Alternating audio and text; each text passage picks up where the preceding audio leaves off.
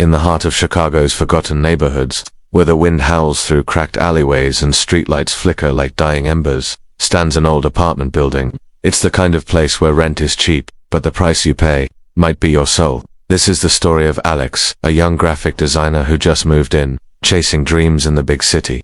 But dreams can turn to nightmares when you look too long through the wrong window.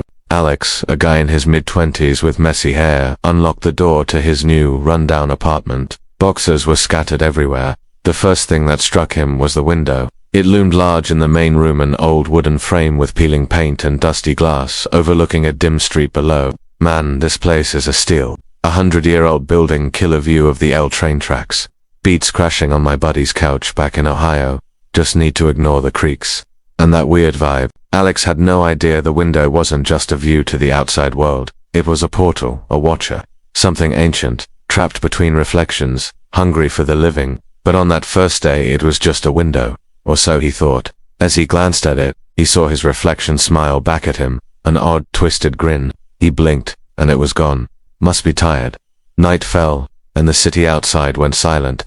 No cars, no sirens, just the steady patter of rain against the glass. Alex tossed and turned, jet-lagged from the move and scrolling on his phone. Then it started. A soft scratching, like nails on wood. What the hell? Rats in the walls. Great, just what I need. He got up and crept towards the window, peering out into the darkness. The street lamp swayed unnaturally, casting twisted, elongated shadows that danced on the wet pavement. The light bent in ways it shouldn't, as if something was pulling at it from the other side. Alex shrugged it off, must be the wind, and drew the heavy curtains.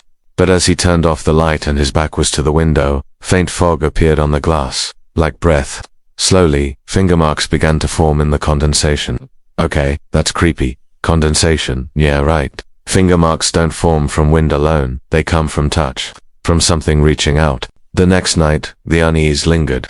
Alex was at his desk, working late on his laptop, trying to ignore the oppressive silence of the old building. He decided to video call his friend, Jake, for a dose of normalcy. Dude, this apartment's got character, but last night heard scratching like someone's trying to claw their way in.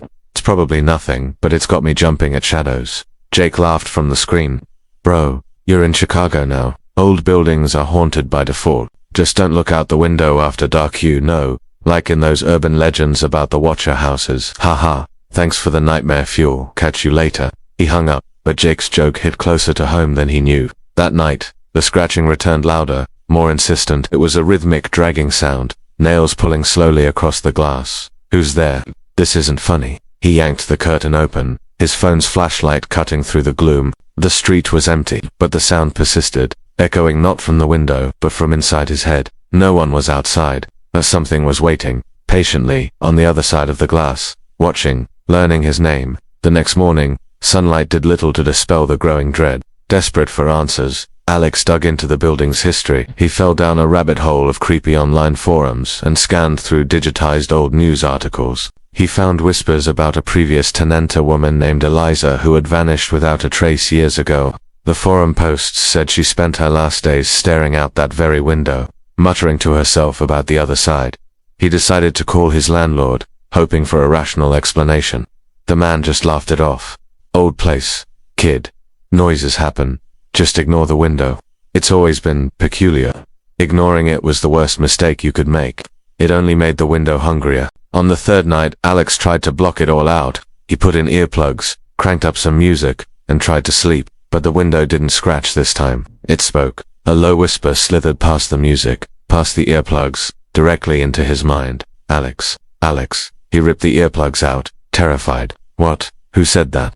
The whisper grew louder, his name repeated over and over like a sinister lure. He slammed the window shut, locked it, drew the curtains tight, and buried his head under the pillows. But the voice seeped through, from inside the room now, as if the window had followed him. This can't be real. Stress from the move. Hallucinations. I need to get out. That night, the dream came.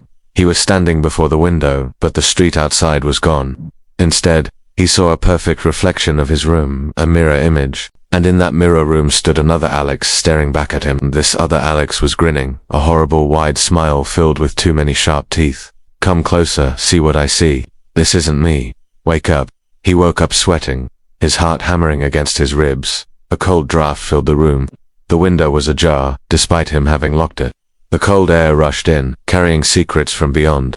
Now the window wasn't content to just whisper. It wanted to show him. Over the next 2 nights, the horror intensified. Shadows danced on the glass, elongated figures with broken limbs, twisting unnaturally. Alex grabbed his phone and started recording, but the video showed nothing but his own terrified reflection. Only his eyes could see the torment playing out on the glass. A deep voice rumbled from the window, shaking the very air in the room. "You see me now? That means you're mine." Alex yelled back, his voice cracking. "Who are you? What do you want?" "I am the reflection that stares back when no one's there. The one who waits in every pane of glass. You looked and that was your invitation." Cracks began to spread across the glass like black veins. On the 5th night, it pushed harder. A pale hand pressed against the glass from the inside, ashen skin, dark veins, and long curling claws. "Stay back. This isn't happening." Just one look to say goodbye. Alex couldn't take it anymore. He had to flee. He frantically threw clothes into a bag, his hands shaking, and called for a rideshare bag slung over his shoulder. He ran to the front door and threw it open, but the hallway wasn't there. Instead, there was the window, blocking his path. The room behind him vanished, and he was surrounded by darkness, facing the pane of glass. "No, let me out." He was on the other side now, trapped in the reflection. A figure materialized in the real room, a twisted copy of himself. It smiled. "Welcome. Now, you'll wait for the next one." Alex pounded on the glass, screaming, but no sound came out. He could only watch as a new tenant, a young woman, entered his old apartment, looking around curiously before her eyes landed on the large, dusty window. That apartment still rents cheap in Chicago. New people come, chasing dreams. But every night, when they glance through that old window, someone or something glances back, waiting, watching. The question is, will you look? Thanks for watching. If this story chilled you, be sure to subscribe for more.